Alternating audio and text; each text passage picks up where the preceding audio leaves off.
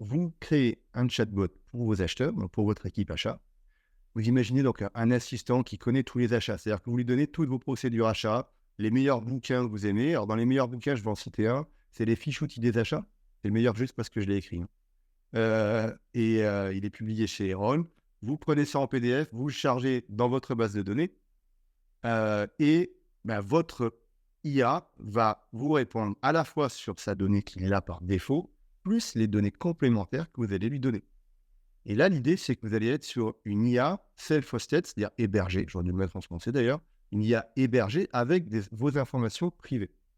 Et pourquoi je vous dis de travailler là-dessus? C'est parce que OpenAI, c'est très bien, c'est très puissant, mais vos données sont entre guillemets publiques. C'est-à-dire qu'OpenAI a accès à vos données, à vos chats. On a même vu au début du lancement d'OpenAI des hacks, c'est-à-dire des pirates qui arrivaient à récupérer vos chats dans le chat GPT. Tout ça parce que c'est hébergé sur le cloud, parce qu'ils développent très vite et ils n'assurent pas nécessairement toute la sécurité que l'on veut. L'autre point, c'est qu'au final, c'est un coût relativement élevé. Alors, bien entendu, on ne parle que de 20 € par mois par utilisateur, mais si vous avez 300, 400, 1000 personnes dans votre entreprise, ça commence à faire très cher pour une intelligence artificielle qui n'est pas dans OpenAI hyper spécialisée dans votre métier et sur lequel, en plus, vous n'avez sans doute pas envie de partager toutes vos dépenses fournisseurs, toutes vos procédures achats, etc. Du coup, ce que l'on met en place, c'est on utilise des intelligences artificielles open source, c'est-à-dire qu'on télécharge l'intelligence artificielle avec toutes ces données et on l'installe sur un serveur interne à votre entreprise, que ce soit du cloud ou pas, peu importe. Ça peut même être sur votre propre ordinateur. Moi, c'est ce que j'ai fait à titre personnel. Je l'ai installé sur mon ordinateur. Et là, donc, il n'y a aucune personne de l'extérieur qui peut voir ce que vous faites avec votre chat. Vous voyez, je vais faire une petite démo juste après, mais vous voyez ici une impression écran. Moi, j'utilise Llama 2 et Mistral. À nouveau, il en existe plusieurs.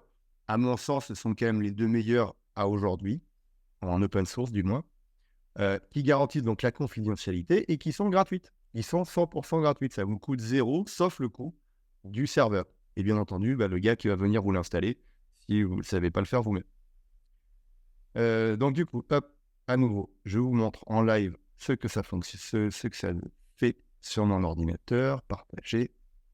Voilà, vous voyez ici, j'ai chat with Llama. Ici, vous pouvez choisir votre modèle. Bon, moi, je m'en suis créé plusieurs. On est obligé d'en avoir plusieurs. Ici, c'est Llama 2 par défaut. Là, je lui ai demandé, propose-moi une étude de marché sur les palettes bois en France. Pourquoi je me focalise sur les palettes? J'en profite de faire une seconde de publicité. On a lancé un nouveau business qui s'appelle Flat Cargo, qui vend des palettes dans toute l'Europe. Donc, si vous êtes une industrie et vous avez besoin de palettes ou de transpalettes, tout ce qui est lié un peu à ce transport, packaging, box, etc., allez sur flatcargo.com et vous aurez une personne de notre équipe qui vous répondra. Voilà, passage publicitaire terminé. Ici, je lui demande une étude de marché.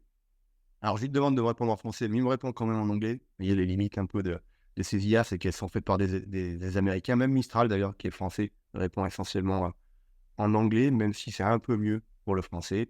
Et ici, il me donne, vous voyez, la taille du marché, la croissance 2020 à 2025, la taille du marché en France, parce que j'ai demandé pour la France, l'évolution que ça devrait avoir en 2025. Je ne vais pas tout vous lire, hein, mais les tendances de marché, les acteurs clés. Donc là, vous avez le nom notamment de fournisseurs les plus importants dans cette zone. L'application principale des palettes sur le marché français, les régions qui fabriquent le plus de palettes, donc voilà, le Grand Est, la Normandie, l'Île-de-France, la Bourgogne, le Pays de la Loire.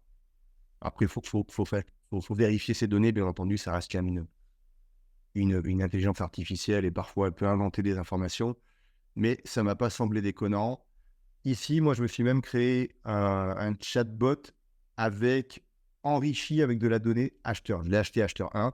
En fait, c'est également basé sur Llama 2, mais je lui ai donné en plus des bases de données complémentaires que moi, j'utilise pour améliorer la recherche. Et donc là, il va me donner plus d'informations. Vous voyez, il me donne le nom des principaux acteurs dans ce domaine-là. Il me donne voilà, des informations plus précises. Bon, à nouveau, il faut creuser. Je ne dis pas que c'est parfait, mais il faut imaginer que si vous commencez à entraîner votre IA, à lui donner de l'information, des données, etc., et qu'en plus vous êtes sur une plateforme, comme je vous le montre ici, qui est fermée, qui est cloisonnée, c'est-à-dire que vous ne donnez pas de l'information à un externe, mais vous allez pouvoir enrichir votre modèle en permanence et avoir systématiquement des informations de plus en plus avancées pour améliorer vos stratégies.